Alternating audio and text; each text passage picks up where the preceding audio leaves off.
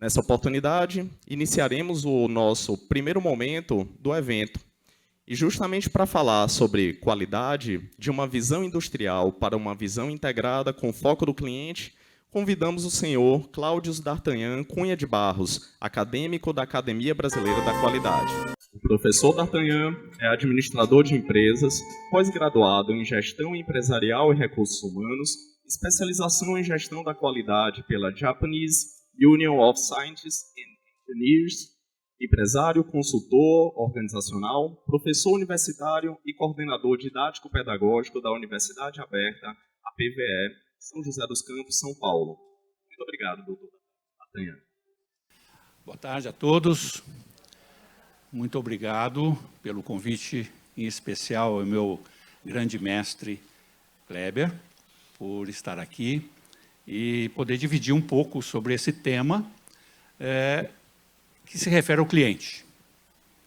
Eu, quando falo em algum evento cujo tema central se refere ao cliente, eu gosto sempre de iniciar com um pensamento de que carrego há muitos anos sobre isso.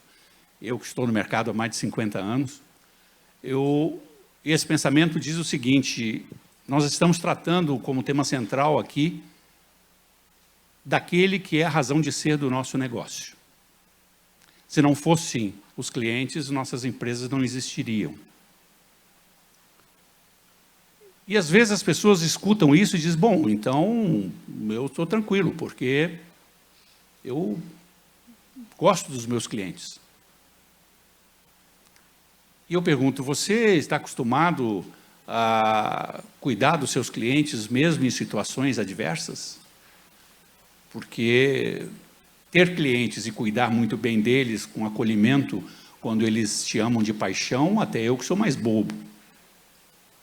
Eu quero saber se você tem competência para lidar com clientes deseducados, mal intencionados, irritados. Ou você só consegue tratar bem os clientes que te amam de paixão? Eu quero colocar essa reflexão porque muita gente acha que cuidar de clientes não é tão difícil, basta tratá-los bem. Não é bem assim.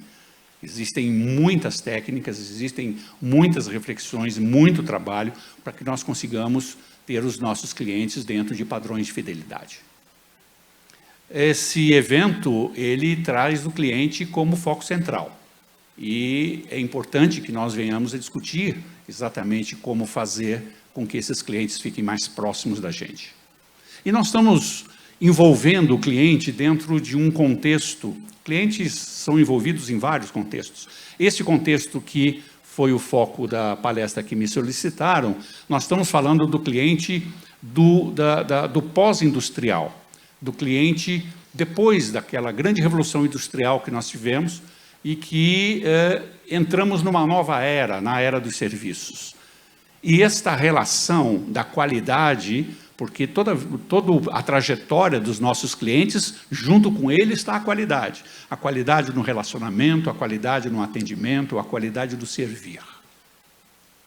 E quando nós falamos de qualidade, e antes de entrar exatamente no cliente, ou nas características do cliente, eu gostaria de fazer uma breve retrospectiva, porque se fala muito em qualidade. Eu estava ali ao lado do meu amigo falando sobre esse assunto, né? E alguém diz, poxa, a qualidade é muito difícil de conceituar, de definir.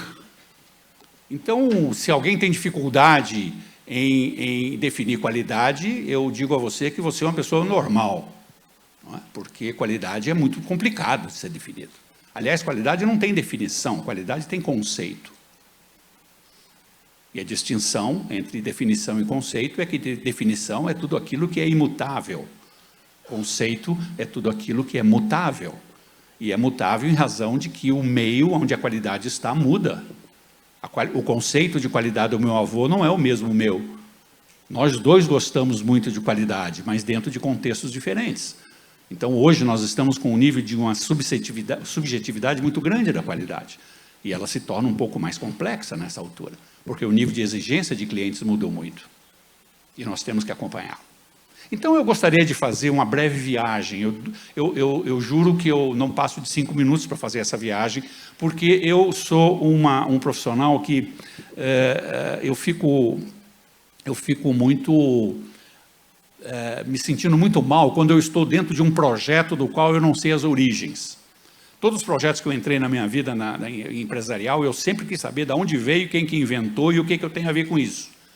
Então, eu sempre fiz essa pergunta, eu fiz implantação, por exemplo, de ISO 9000 em muitas empresas. A primeira coisa que eu fazia na empresa, o cara dizia, bom, vamos começar montando um grupo para implantar. Eu falei, não, antes de qualquer coisa, eu preciso juntar todos os funcionários aqui e eu preciso responder 3 perguntas para eles. Eu quero já responder 3 perguntas que eu sei que vão acontecer. A primeira pergunta é, o que é esse negócio de ISO? A segunda é, da onde isso veio? E a terceira é, o que cada um que está aqui tem a ver com isso? Depois nós começamos. Porque é muito comum as empresas iniciarem projetos da qual as pessoas não sabem a origem. Eu, como auditor da ISO, cansei de fazer auditorias, e a primeira pergunta que eu fazia para os gestores da empresa é, o que significa o I, o S e o O?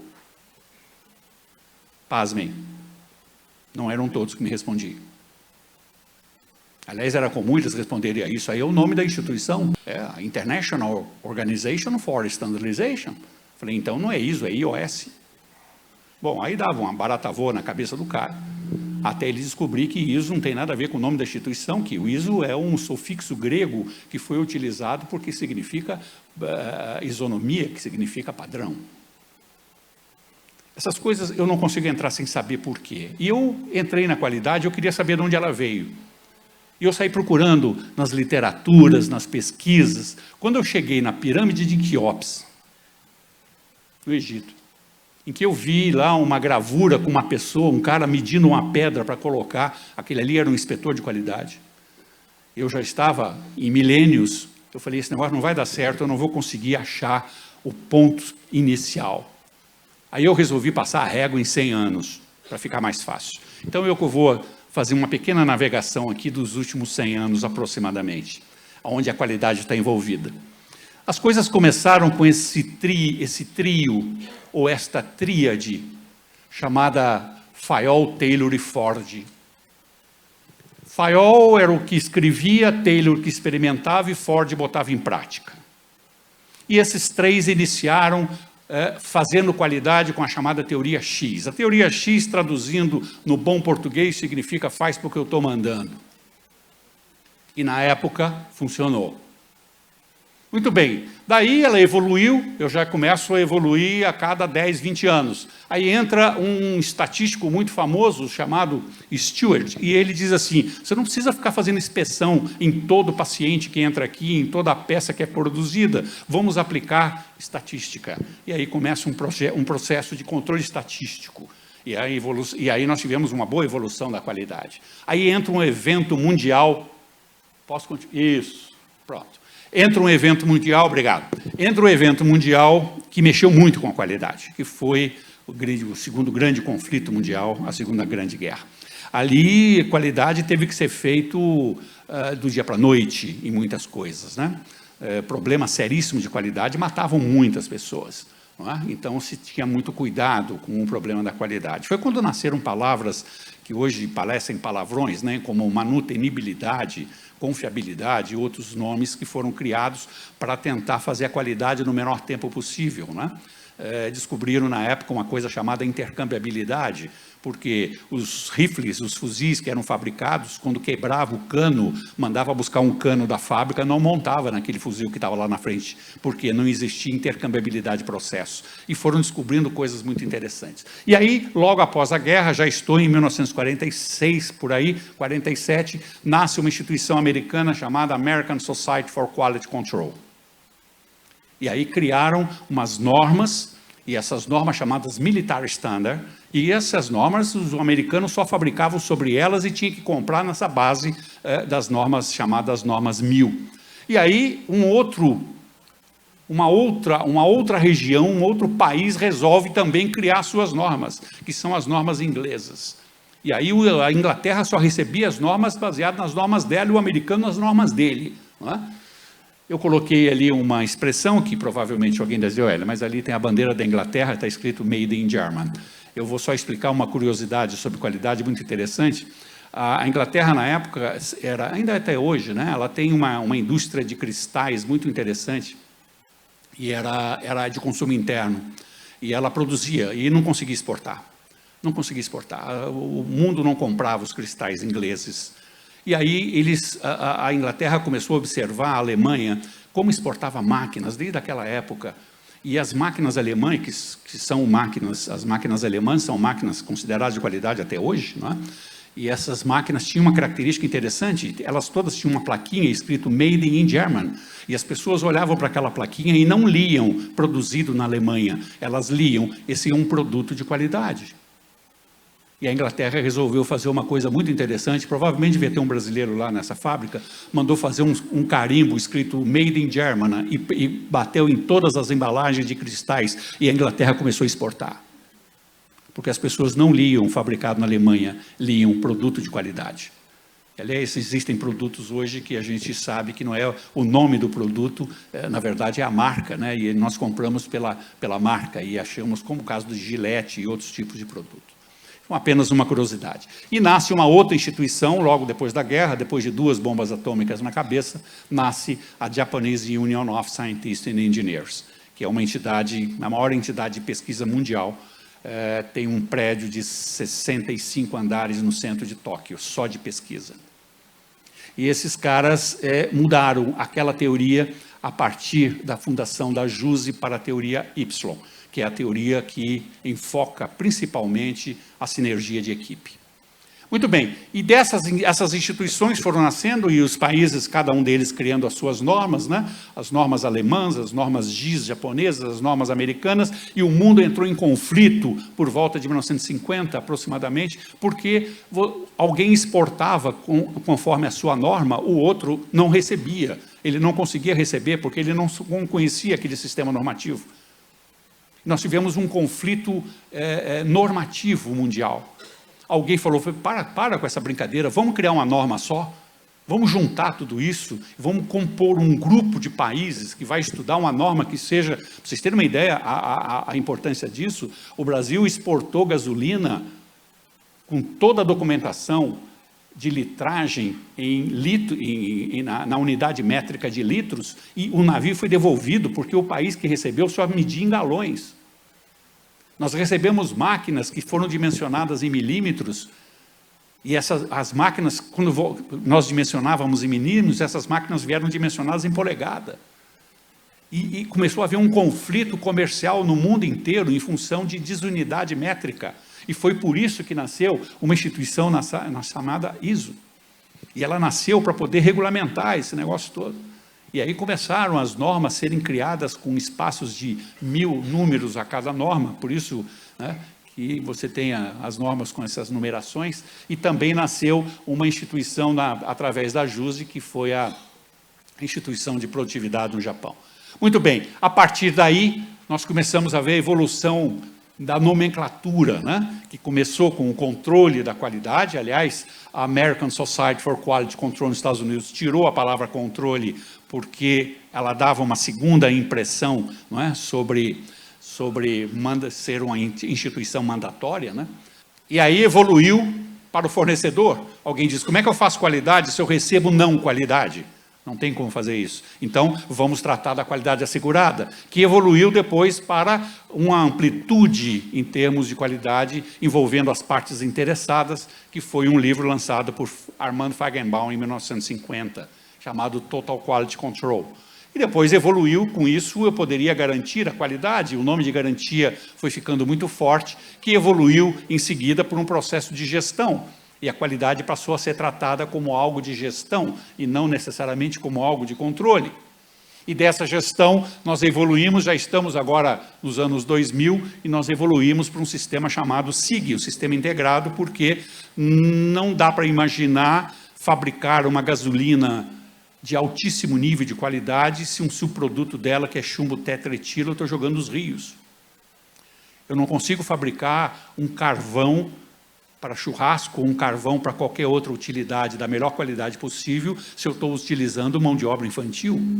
Então, qualidade não é só a característica físico-química do produto, mas é de que maneira ele foi feito, de que forma está agredindo ou não a natureza, e inclusão social e todos os outros contextos, né? E aí o sistema integrado, envolvendo não só a parte de qualidade, mas a parte de meio ambiente, a parte de saúde ocupacional, segurança do trabalho, etc. E agora nós temos mais uma etapa. E entramos agora a qualidade dentro de um outro contexto chamado Indústria 4.0. Ou seja, nós estamos agora vivenciando um novo mundo com relação ao recontextualizar a qualidade dentro do seu conceito.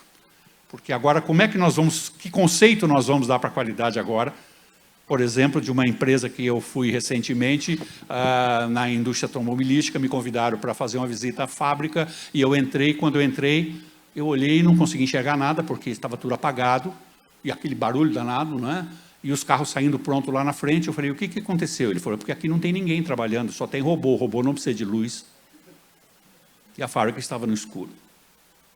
Não é? Eu falei, poxa, mas e que situação difícil, eu diria, com relação à empregabilidade, porque e as pessoas que estão aqui? Os que estão aqui, numericamente falando, estão do lado de fora, todos nas startups, que dão todos os suportes aos robôs que estão aqui. Aliás, diga-se de passagem, eu assisti uma tese de doutorado na Universidade de Kyoto, em que eu sentei na primeira fila, porque o título da tese era realmente muito interessante, dizia o seguinte: a robotização no Japão eleva os níveis de emprego. Aquilo é um paradoxo, porque cada robô eu sabia que eliminava vários funcionários. Como é que eleva o nível de emprego? Eu sentei na primeira fila para assistir. E o cara foi lá demonstrar de uma forma muito interessante. Ele mostrou que cada robô elimina 7 pessoas de uma linha de produção, só que a fábrica de robô admite 1 a mais, 8. Ou seja, cada robô fabricado tem um emprego novo nascendo. Só que para isso, isso não pode ser tão infantilmente tratado, para isso tem que existir uma coisa chamada giro. E o giro que significa? As pessoas que estão hoje trabalhando numa linha de montagem, elas não vão, na segunda-feira, passar a ser donas de startups de softwares. Alguém precisa patrocinar este giro na área educacional, na área de treinamento, na área de suporte, para que as pessoas possam crescer intelectualmente, crescer em termos de formação, para poder conseguir entrar no outro estágio. Agora, para um país que importa o robô, a situação fica difícil. Essa é mais ou menos a realidade. Enfim, demos aqui fizemos uma pequena viagem de 100 anos, para nós termos uma ideia para onde a qualidade andou, não é? Durante esse tempo todo. E aí o que nós vemos agora nesse contexto pós-qualidade, agora nós podemos falar, e depois disso tudo que aconteceu, que foco é este no cliente? Que foco é este do cliente? Porque essas duas expressões levaram para tema de congresso. Não é? Como é que eu faço? O que é o foco no cliente, o foco do cliente? Não é? Que história é essa? Bom, isso já faz muito tempo que já falaram sobre esse assunto. Eu coloco aqui como relevância esses dois personagens, que está aqui, que totalmente um olhar novo em relação a essa qualidade envolvendo o cliente. E um deles, William Edward Deming, e um outro chamado Joseph Juran. Para vocês terem uma ideia, Juran nasceu em 1904 e faleceu em 2008. 104 anos. Deming com 94. Ô Kleber, esse negócio de qualidade, a gente vai longe, né? Os caras... Ok. Eu já tenho 10 minutos, falta 10 minutos ainda. Muito bem, eu já vou fechar. O que esses dois disseram? Se você olhar, Deming, ele foi o que criou o prêmio Deming, que todos conhecem, e esse prêmio foi criado em 1950. E como é que começam os serviços envolvendo qualidade, olhando com foco no cliente? Começa quando o prêmio Deming foi, em 1988, foi dado para um parque de diversões, porque até então o prêmio só era dado para indústrias. E este cidadão que aqui está, disse uma frase em 1949, dizendo o seguinte: Não se enganem, qualidade é adequação ao uso. Qualidade é adequação ao uso. Isso revolucionou a relação indústria para a relação serviço. Porque ele diz o seguinte, você que produz, você não é você que define a qualidade. A qualidade quem define é o seu cliente. E você precisa saber ouvi-lo. Queiram ou não, nasceu uma ciência nova chamada marketing. Alguém tem que ir lá perguntar. E por aí vai. Não? E com isso, eu já estou complementando aí, nós temos aqui historicamente alguns personagens, como Feigenbaum, por exemplo, dentro do seu processo do Total Quality Management, ou seja, esse gerenciamento da qualidade total, e que muita gente se enganou dizendo, puxa, mas eu vou ter que ter uma qualidade total? Sim, mas o total que Feigenbaum falou não foi o total nessa linha, foi o total em termos de amplitude de envolvimento. Ou seja, para se fazer qualidade, nós temos que envolver todas as partes interessadas nesse processo. Não é? Os funcionários, a empresa, os acionistas, os fornecedores, etc. Não é? Isso significa total. E ele começou, na década de 60, a trabalhar esse projeto a partir da ideia de Juran.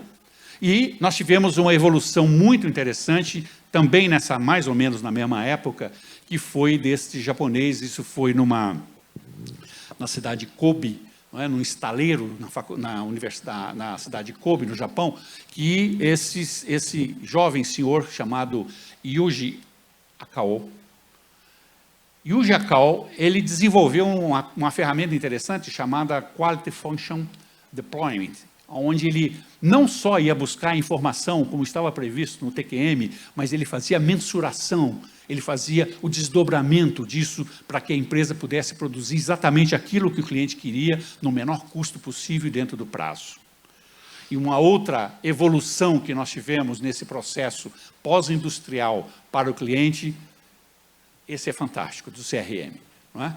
Esse gerenciamento, esta gestão de relacionamento com clientes, hoje está revolucionando o mercado, porque, inclusive, foi colocado nesse gerenciamento um tal de algoritmo, né? Uma coisa fantástica em que você, às vezes, não sabe eu estou abrindo meu computador, como é que ele sabe que eu gosto deste tipo de filme? Como é que ele sabe que eu gosto desse tipo de sapato? Não é? E você não sabe que está sendo gerenciado por um CRM de alguma empresa. Então, nós perdemos um pouco a nossa individualidade neste caso, porém, eles buscam conhecer esses hábitos de compra de uma maneira super apurada, mas super apurada. Tem vários cases, depois nós podemos falar de algum deles num outro momento. Né? E esta evolução, que agora já estou falando de algo mais recente, de pós-indústria, e um dos tipos de serviços que hoje está chamando muita atenção das empresas, que é esta expressão chamada job to be done, ou seja, esse trabalho a ser feito, que é um trabalho que vai além simplesmente das especificações do cliente. É um trabalho que vai fundo sobre o seu comportamento enquanto clientes.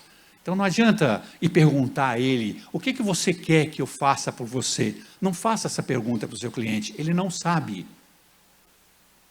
Parece um paradoxo que eu estou dizendo, mas ele não sabe. Isso já é antigo. O Ford, quando ia começar a fazer os seus primeiros carros modelo T, ele foi perguntar para as pessoas, e as pessoas responderam para ele, sabe o quê? Eles queriam um cavalo mais rápido. Porque eles não sabiam que havia a possibilidade de fazer um carro. Então, as pessoas, não pergunte para o seu cliente, porque ele também não sabe. Não é? O próprio Steve Jobs disse isso. Não é? As pessoas só começaram a gostar dos meus produtos depois que eu comecei a fazer e mostrar para eles. Aí sim, aí ele recebe, ele começa a utilizar, e aí sim, ele vira uma grande fonte de informação. E você não pode deixar de desconectá-lo. E esse processo vem, não é? E o job to be done, ele mostra esse detalhe que vai além da pergunta de uma informação. Agora, recentemente, eu fiz uma atividade para uma gráfica, onde nós estávamos discutindo o seguinte, um cliente foi lá e pediu uma série de impressos, de cartazes, de flyers para um evento.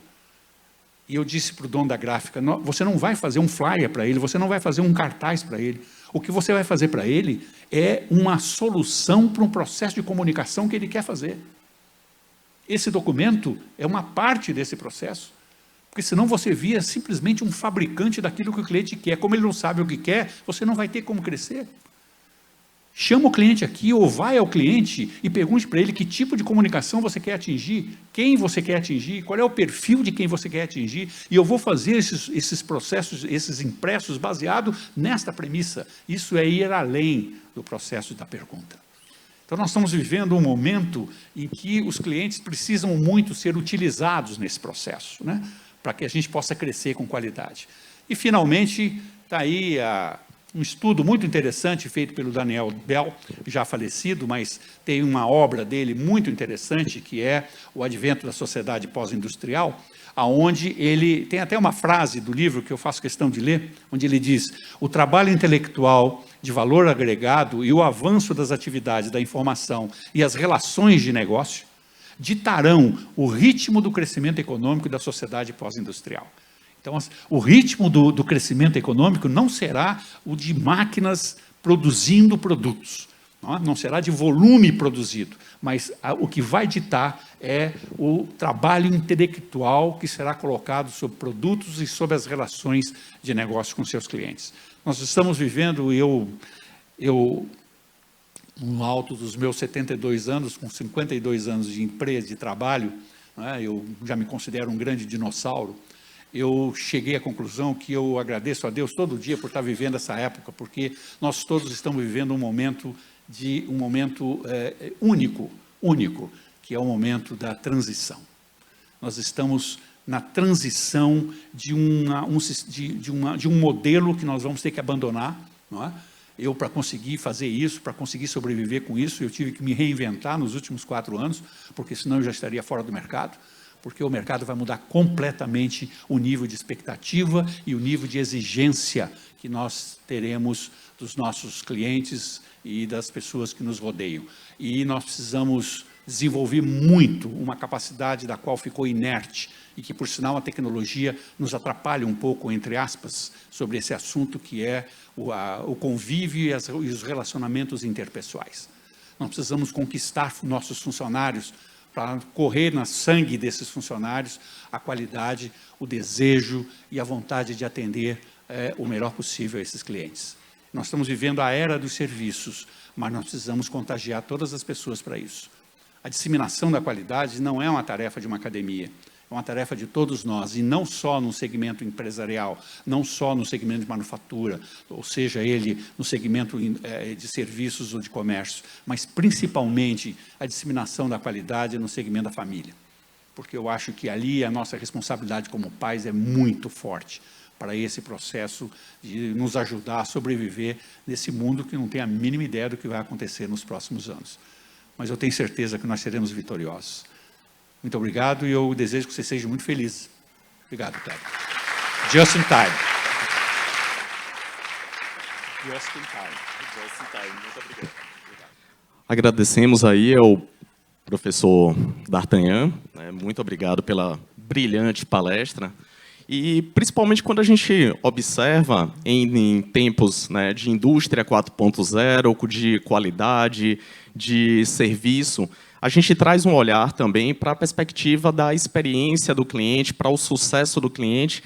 E, nesse sentido, como a nossa jornada iniciou antes mesmo da gente começar aqui hoje, eu trago mais um apontamento trazido aí por uma das nossas participantes, a Mariana Cedrais, que coloca de maneira muito sábia, professor, a seguinte colocação: se coloquem no lugar do cliente, pois sempre há algo novo a criar, uma experiência a ser transformada, um novo jeito de fazer o que já é feito.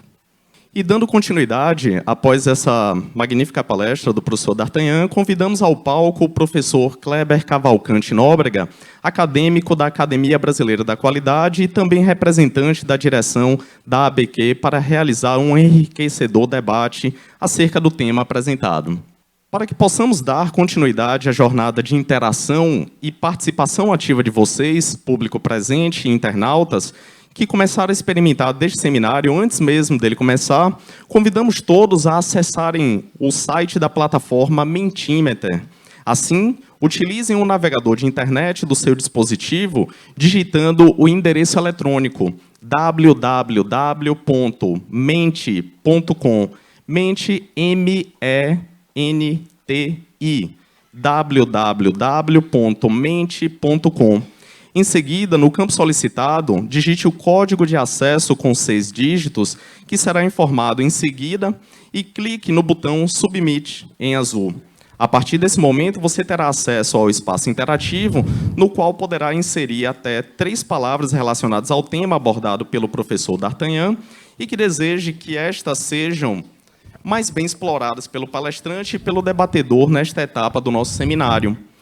Em momento oportuno, o professor Kleber Nóbrega convidará todos vocês a digitarem e submeterem questões abertas, completas, que serão discutidas e respondidas aqui no palco. Então, mais uma vez, reforçando, vocês vão acessar o site www.mente.com. Em seguida, vocês colocarão o código, né, que vai ser apresentado muito em breve aqui. E aí, né, nesse sentido, vocês vão colocar aí as palavras e interagirem com o nosso debatedor e o nosso professor também aqui presente. O código é 432028. 432028. Depois que vocês acessarem o mente.com, tá, a gente quer que vocês escrevam uma palavra do que você gostaria que o D'Artagnan aprofundasse um pouco mais a partir da fala que ele tem. 432028. Isso vai aparecer aqui para mim e eu vou, então, conduzindo o debate. Mas eu vou, então, já ganhando tempo e fazendo uma pergunta. Já estão começando a chegar aqui as palavras para mim. Qualidade ou qualidade total é um assunto que saiu de moda, é um assunto que não tem mais importância hoje? Nós temos, no Brasil, tem esse tipo de coisa, né? Nós levamos muito a sério uma coisa chamada moda, né? Então, de repente, qualidade total era um modismo que já passou. O que é agora? A resposta a isso, eu gostaria de ser muito direto e franco com relação a essa resposta. Nós queremos o novo? Queremos. Nós conseguimos fazer o velho?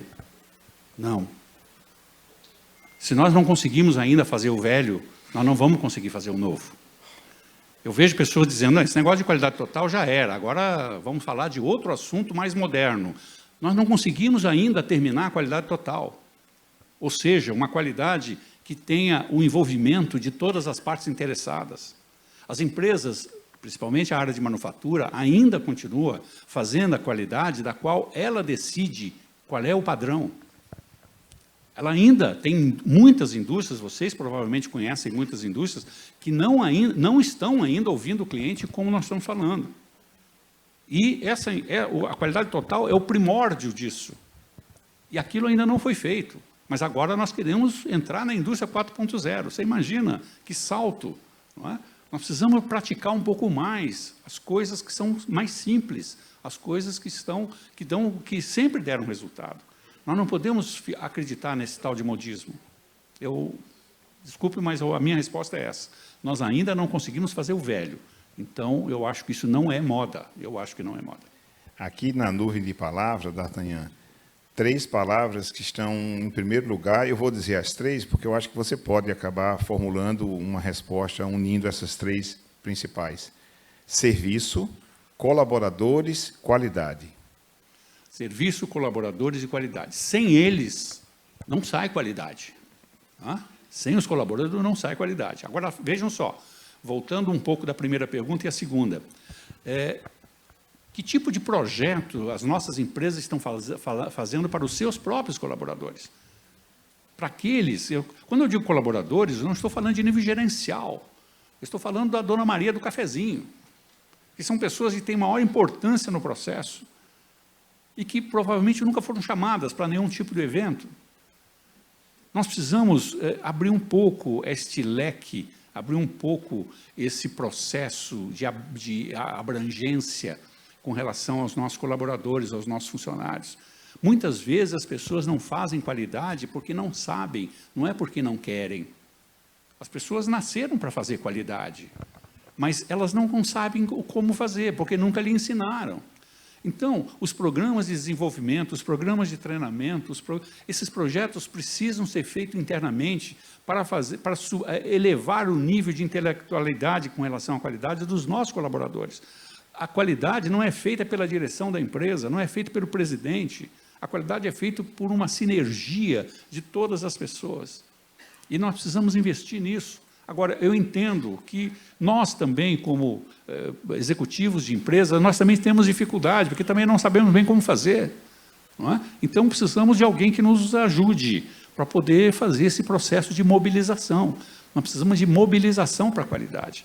E, sem essa mobilização, nós não faremos qualidade na ponta e muito menos com relação aos nossos clientes. Isso eu tenho absoluta certeza disso. Pronto, deu certo. Olha ali, ó, tá vendo? Isso é design de serviço, gente. Você vê as coisas ao vivo. Vocês estão vendo lá, ó, colaboradores, qualidade, que veio e a outra que eu tinha dito de... Olha lá, a geração Y na qualidade. Tem geração Y na qualidade. Tem uma palavra que está ali em destaque, que é experiência. Eu vou deixar, como eu vou abordar isso no final do nosso evento hoje, bastante, eu vou falar muito disso com experiência, eu vou pedir que a gente aproveite o tempo melhor do D'Artagnan, pegando ali exatamente o geração Y na qualidade. Eu sei que esse é um tema que ele gosta muito e tem uma contribuição, e só que eu vou fazer o seguinte, enquanto o D'Artagnan vai conversar sobre isso, eu já vou pedir para vocês responderem na sequência, vocês vão escrever perguntas. Agora vocês não vão digitar só uma palavra. Vocês vão escrever algumas perguntas, e aí a gente vai ter tempo de explorar aqui umas 2 ou 3, porque a gente tem que cumprir o conteúdo, mas também cumprir o tempo, né, que nós temos aqui. Mas não pode fazer pergunta difícil. Você pergunta mais fácil. Bom, então vamos lá, vamos falar sobre geração, ou melhor, essa geração Y, né? Eu tive uma experiência muito interessante em algumas indústrias onde eu passei, desse processo de mobilização de funcionários. Eu realmente fiquei muito impressionado de algo que eu imaginava, mas eu não tinha absoluta convicção de ter passado por isso ao vivo, dessa sinergia que existe dentro das empresas, não é? Todos aqui devem ter alguns empresários, devem ter pessoas que têm funcionários, que têm a sua empresa, seja ela de pequeno porte, ou de médio porte, ou de grande, não importa, não é? Mas que têm pessoas que estão trabalhando lá. Essas pessoas, o que passa na cabeça dessas pessoas, quando são estimuladas para o processo de inovação, é uma coisa realmente que nos surpreende muito, não é? Porque isso não tem relação direta com formação escolar, academismo, absolutamente nada disso. As ideias que nós percebemos em várias empresas, eu tenho um dos exemplos, depois, se houver oportunidade, eu queria explorar. Eu fiz um projeto de consultoria numa empresa em Santa Catarina, sendo que uma das empresas do grupo era uma fazenda.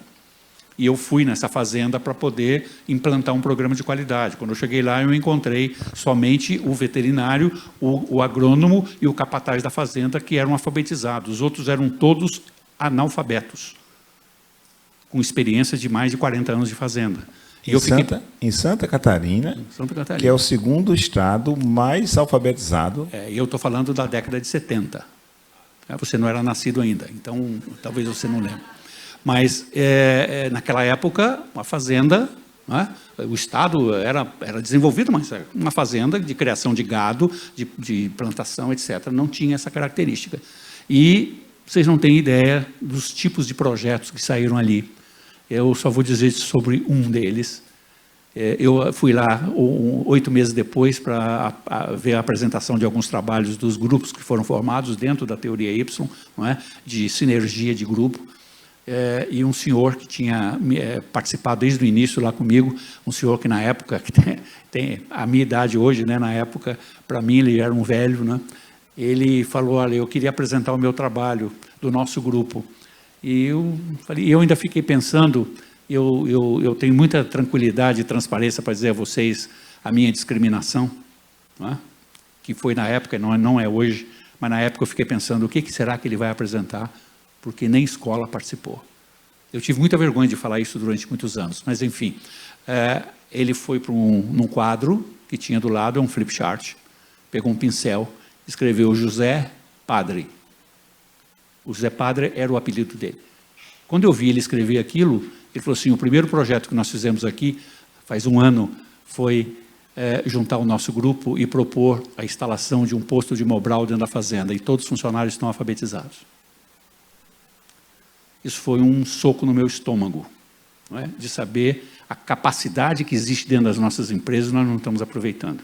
Não é? Fora os outros projetos na área de trator, na área de arado, na área de silo de trincheira e outras coisas que o agrônomo ficava horrorizado de ver que coisas fantásticas eram aquelas ideias, simplesmente porque se estimulou as pessoas a falar, se estimulou as pessoas a darem as suas ideias. Nós não temos ideia da potencialidade que nós temos dentro das empresas para fazer isso, e é bom que façamos rápido. Santa Catarina é um estado especial, porque eu fiz mestrado em engenharia de produção e boa parte da minha vida passei lá. E uma experiência que eu tive com os livros que eu aprendi, porque tudo que eu sei de ciclos de controle de qualidade eu aprendi nos livros do D'Artagnan. E eu fazia trabalho numa empresa em Joinville e eu tive uma satisfação enorme de ver um senhor analfabeto participando em grupos de ciclos de controle de qualidade e ele querendo fazer as apresentações do projeto e ele não conseguia ler os slides que a gente fazia, naquela época era transparência manual, e um dia ele chegou e fez, professor Kleber, não dá para o senhor me ensinar a ler, não? Coisa incrível, né? É. E foi engraçado que essa empresa depois não montou uma escola, mas ela fez um convênio com uma escola local e botou boa parte dos funcionários deles para se alfabetizar. Santa Catarina, um dos estados mais alfabetizados que nós temos.